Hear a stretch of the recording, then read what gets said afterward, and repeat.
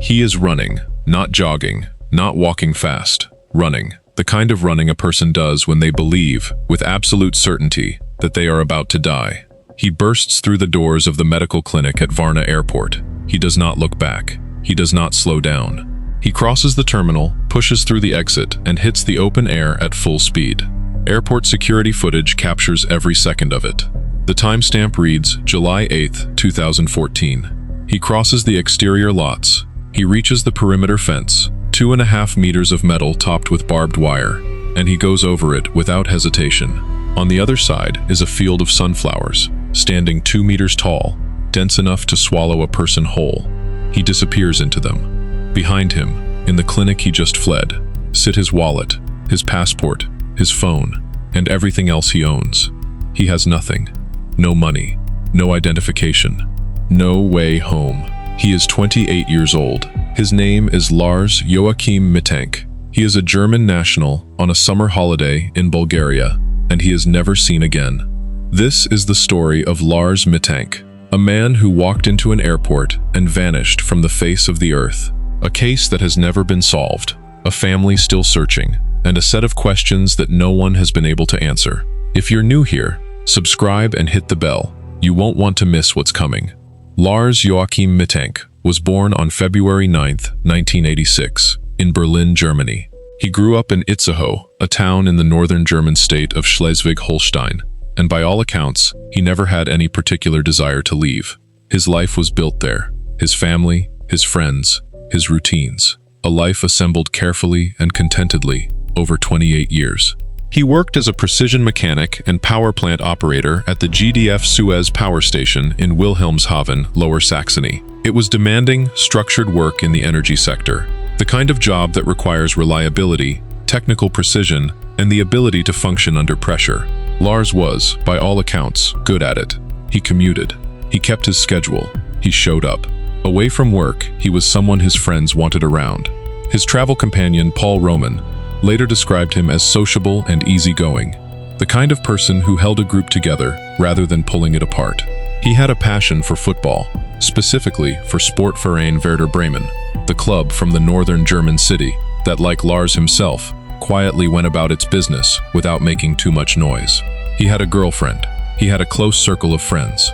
He had parents he was devoted to, particularly his father, who had suffered a debilitating stroke in 2012, and for whom Lars regularly returned to the family home in Itzehoe after finishing shifts in Wilhelmshaven to help his mother Sandra manage the household. That detail, small as it seems, matters. It is not the biography of a man harboring secret plans to vanish. It is the biography of a man with obligations he took seriously, a man anchored to people who needed him. He was physically described in official BKA missing persons records as 180 centimeters tall, with a slim, athletic build, dark blonde hair, and a distinguishing scar on his left forearm. In the summer of 2014, Lars and 4 close friends, among them Paul Roman and Tim Schult, made plans for a holiday. They chose the Golden Sands Resort on Bulgaria's Black Sea coast, a popular and affordable destination for European tourists, known for its beaches and its nightlife. They booked into the Hotel Viva Club. They arrived on June 30th, 2014. By all accounts, the first several days were exactly what a summer holiday is supposed to be. Paul Roman would later describe Lars during that period as relaxed and in good spirits. The group swam, socialized, and made the most of the long summer evenings.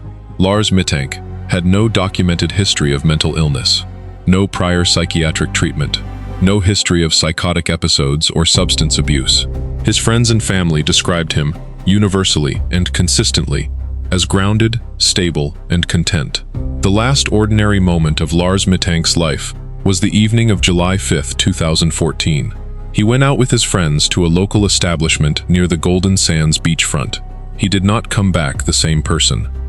The details of what happened that night are partially obscured by the fact that Lars's friends did not witness it directly.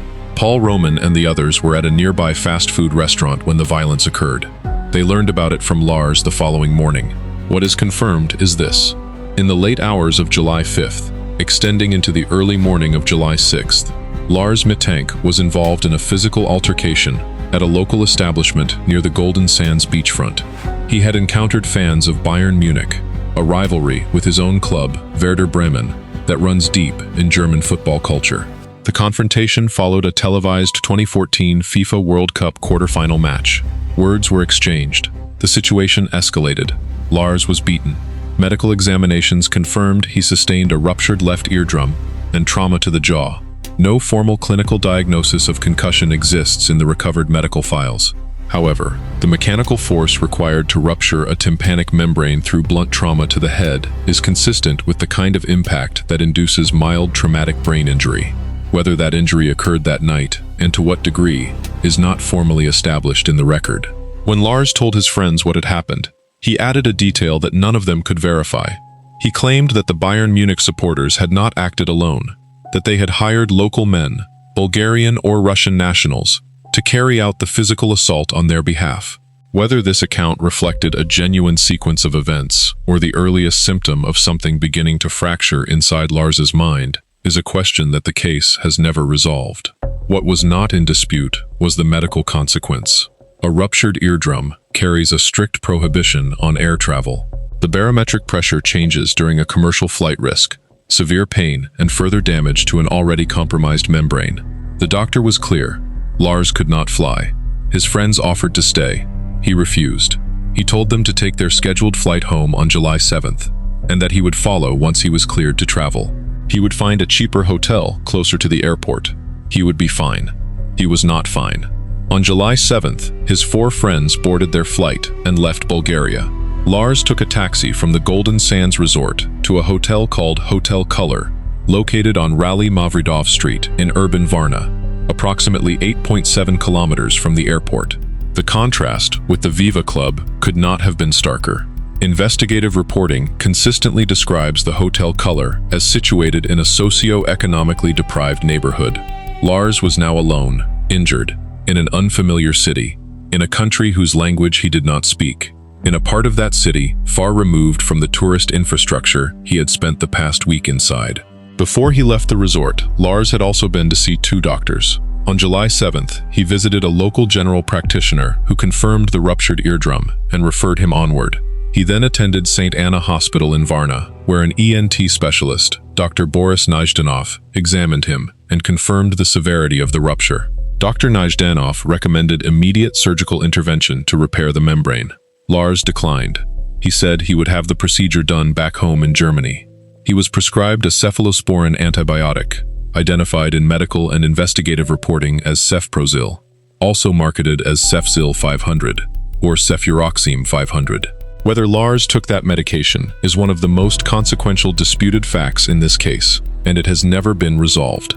The airport physician, Dr. Kosta Kostov, would later state that Lars had not filled his prescription and had not ingested the antibiotics. Family testimony and investigative reporting contradict this directly, indicating that Lars did procure the medication and had it in his possession at Hotel Color, and that during his phone calls to his mother that night, he specifically asked her about the drug's active ingredients and potential side effects. Both versions remain on the record. Neither has been formally established as definitive. That night, the night of July 7th, 2014, alone in his room at Hotel Color, Lars Mittank began to come apart.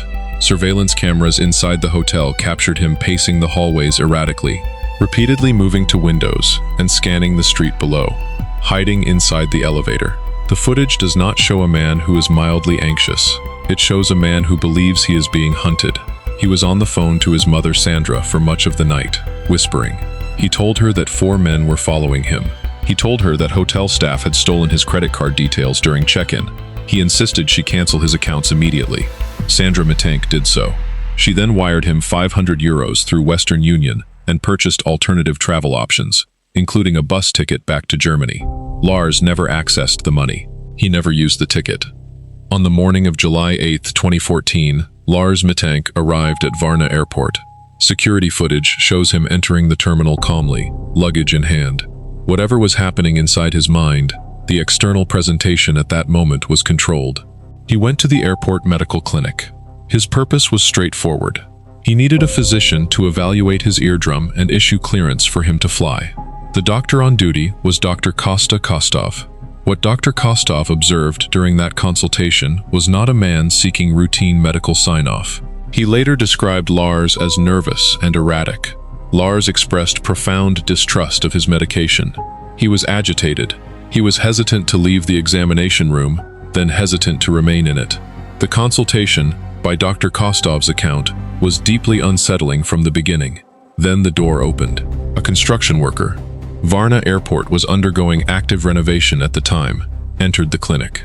The intrusion was unremarkable by any ordinary standard. By the standard of Lars Mittank's psychological state at that moment, it was catastrophic. He began to tremble. He stood up. He shouted, "I don't want to die here. I have to get out of here." And then he ran. He left everything: his luggage, his backpack, his wallet, his passport, his mobile phone, every object that would connect him to his identity, his finances, his home. He left it all on the floor of the clinic, and he ran. Airport security footage captured the rest. Lars crossing the terminal at full speed, pushing through the exit doors, sprinting across the exterior parking areas, reaching the 2.5-meter perimeter fence topped with barbed wire and going over it, not stopping, not slowing, scaling it as though his life depended on the other side. An airport security guard witnessed the breach and gave chase across the exterior lots. He could not keep pace. Whatever adrenaline was driving Lars Mittank in that moment, it was not something a pursuer could match on foot. The guard stopped at the fence. Lars did not. On the other side was a field of sunflowers standing nearly 2 meters tall, dense enough to provide immediate and total visual concealment. Beyond the field, unmanaged meadows, dense woodland, and a major regional highway forming a hard boundary at the edge of the terrain. Lars Mittank ran into the sunflowers. The footage ends. The confirmed record of his existence ends with it. If you've stayed with this story this far, you already know it doesn't resolve the way you want it to. Subscribe if you haven't, and leave a comment below telling us where in the world you're watching from. The response to Lars's disappearance was immediate and substantial. Bulgarian border police deployed man-trailing dogs around the airport perimeter, the adjacent sunflower fields, and the nearby forested areas. As days passed without result, the search grid expanded. Aerial drone surveillance was brought in. Cadaver dogs swept the terrain. The operation eventually involved local Bulgarian law enforcement, the German Federal Foreign Office, and Interpol working in coordination. Sandra Mittank hired a private investigator named Andreas Gutig, who conducted exhaustive ground-level sweeps of hospitals, morgues, and homeless shelters throughout Varna and the surrounding region. The search was thorough. It found nothing. In Germany, a formal missing persons investigation was launched by the Bezirkskriminalinspektion Itzehoe, specifically Kommissariat 1, in close coordination with the Federal Bundeskriminalamt. The case was active and open from the beginning, and it remains so. As of mid-2024, the BKA has continued to update its public appeal and evaluate incoming tips. 2 unconfirmed sightings have entered the record. In 2015, a motorist reported seeing a man resembling Lars in Varna. The report generated no actionable intelligence. In 2019, a German truck driver reported transporting a hitchhiker resembling Lars along a route from Dresden to Schildau, north of Berlin. That sighting was investigated. The individual was positively identified. It was not Lars Mittank. No confirmed sighting of Lars Mittank has ever been documented. What you're about to hear is what investigators pieced together about the state Lars was in when he ran. Stay with us. The medical picture that emerged from the investigation is incomplete, because too many of the key facts remain disputed or formally unresolved. What is documented is this: Lars sustained a confirmed ruptured eardrum and jaw trauma in a physical assault. He was examined by 3 separate physicians in a 36-hour period and declined surgery.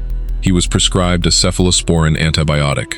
He spent his final night before disappearance in a state of extreme paranoid terror, documented by surveillance footage and by the whispered phone calls his mother received, and later described in detail on the German television program Aktenzeichen XY Ungelöst on June 3, 2015, and in subsequent interviews with RTL Nord and the national publication Die Welt.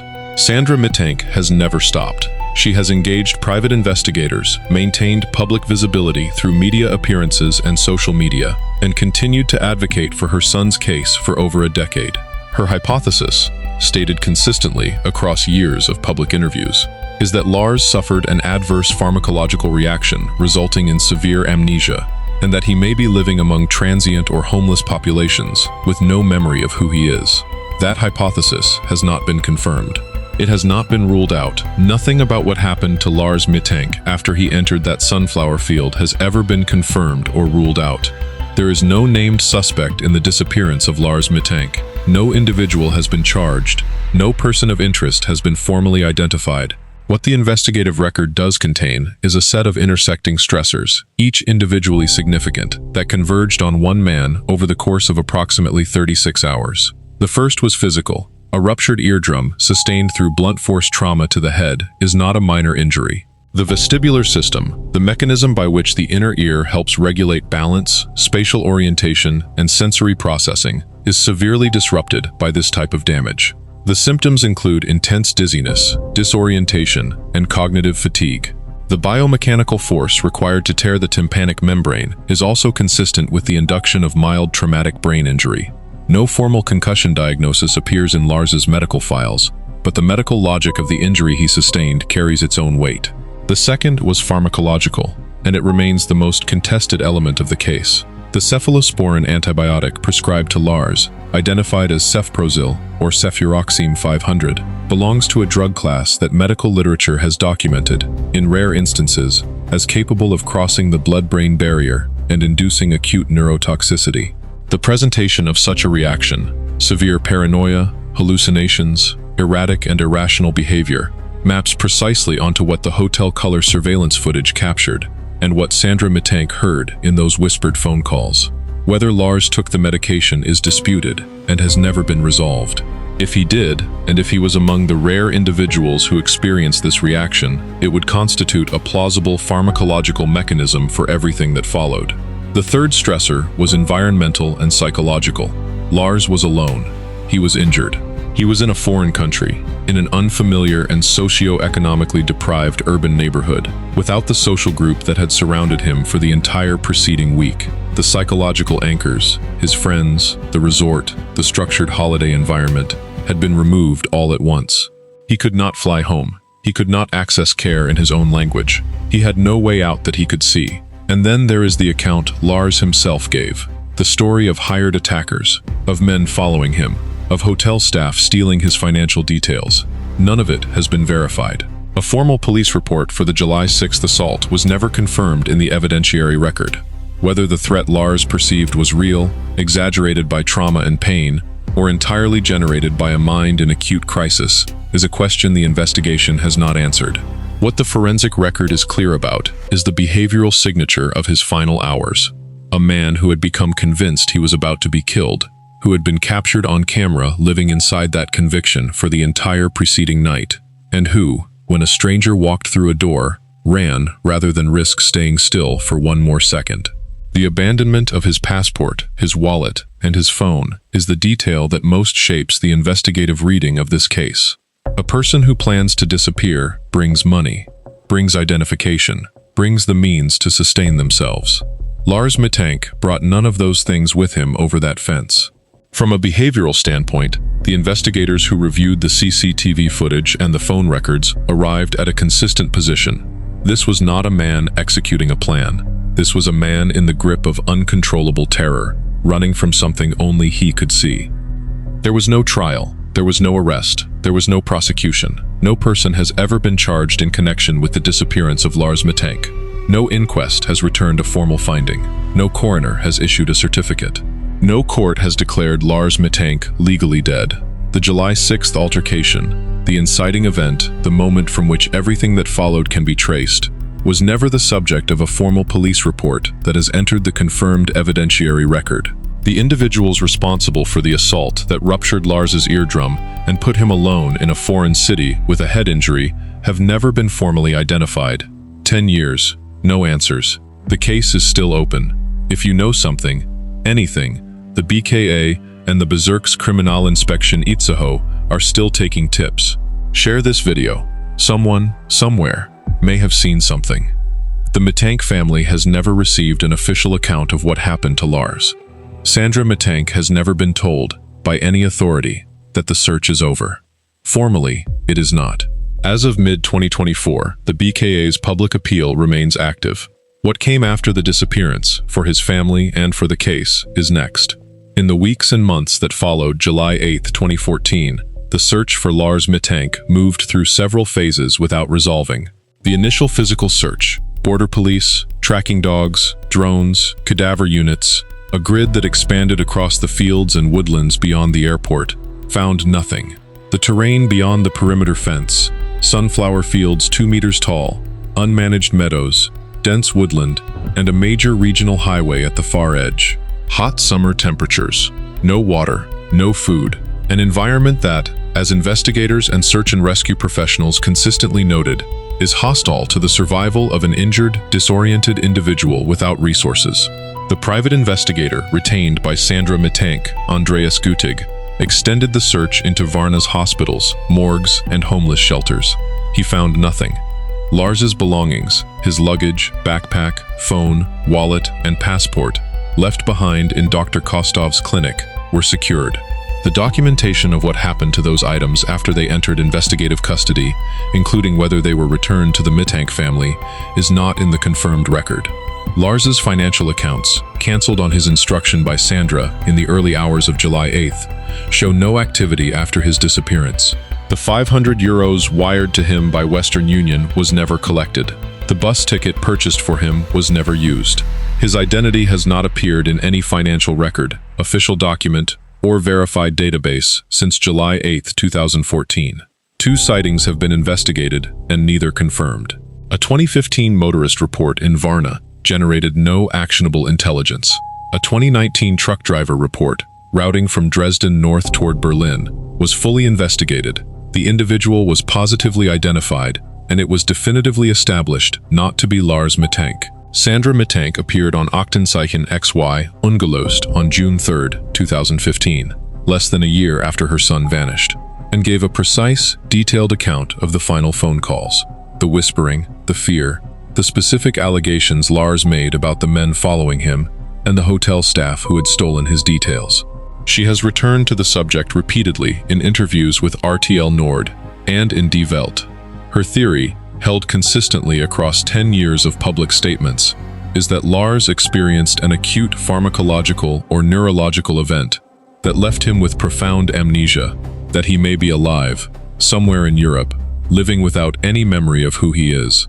That theory has not been confirmed. It has not been eliminated. The questions that remain open at the close of this case are stated here as they stand, without resolution, because no resolution exists. Whether Lars took the prescribed antibiotic, and whether it contributed to his psychological state, has never been established. Whether the men he described to his mother, the 4 who were following him, were real, or a manifestation of a mind in crisis, is unknown. Whether a formal police report for the July 6th assault was ever filed in Bulgaria, and whether the individuals responsible for that assault were ever identified, is not in the confirmed record. Whether Lars survived the terrain beyond the airport fence, and for how long, is unknown. Whether he is alive is unknown. The case is officially open. Both German and Bulgarian authorities classify it as an active missing persons investigation. The BKA updated its public appeal as recently as mid-2024. Lars Mittank would be 38 years old today. What the record shows is a man who, by every measure available to the people who knew him, had no reason to disappear. A man with a job, a family, a girlfriend, a father he helped care for, a group of friends who flew to Bulgaria with him in the summer of 2014, for no more complicated reason than sun and a week away. Something happened to Lars Mittank. In a clinic at Varna Airport, in the space between one moment and the next, something broke, and he ran. His mother is still looking for him. If this case stayed with you, subscribe and leave a comment. Tell us what you think happened to Lars.